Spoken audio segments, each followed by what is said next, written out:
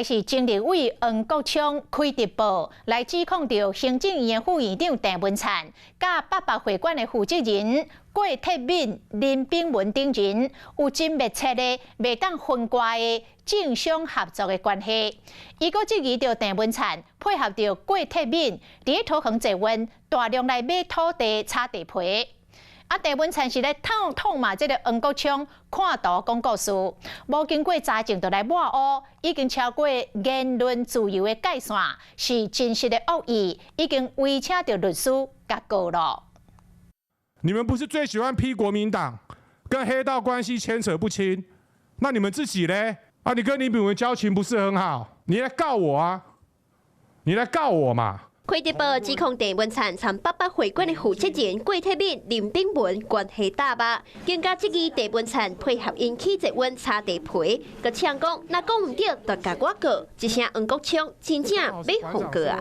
郑文灿在暗地里面车顶悬抛出着3点的声明，讲着桃园质问G1-10的争议，强调考虑到当地生活圈有伊的必要性，更加强调G1-10站附近土地地区拢也是特定的农业区，设计登录的介绍嘛无真济变动，更加无一平20万的暴利。相关问题，家己承认去过2摆的八八会馆参林炳文食饭，说将来无看黄国昌甲大问题质疑，等到用相片就看一个影生一个囝。这不是相等标准，什么才是相等标准？正义不是由一个人来垄断，由一个人来诠释。对此，黄国昌就回应讲：要告就来告，想要甲我抢，爱我点去，绝对无效。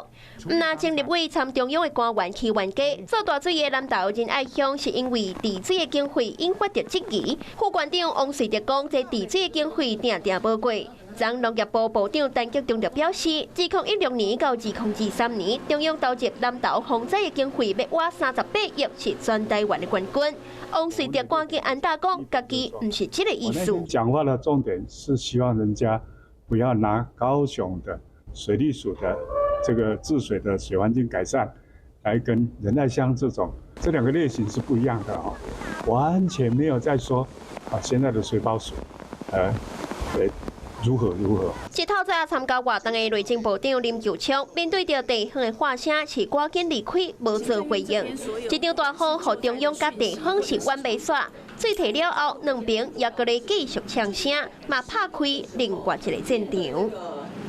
Hello， 我是冯薇芝，想要抢先掌握最及时的新闻资讯吗？赶快订阅、按赞、开启小铃铛，锁定华视新闻 YouTube 频道。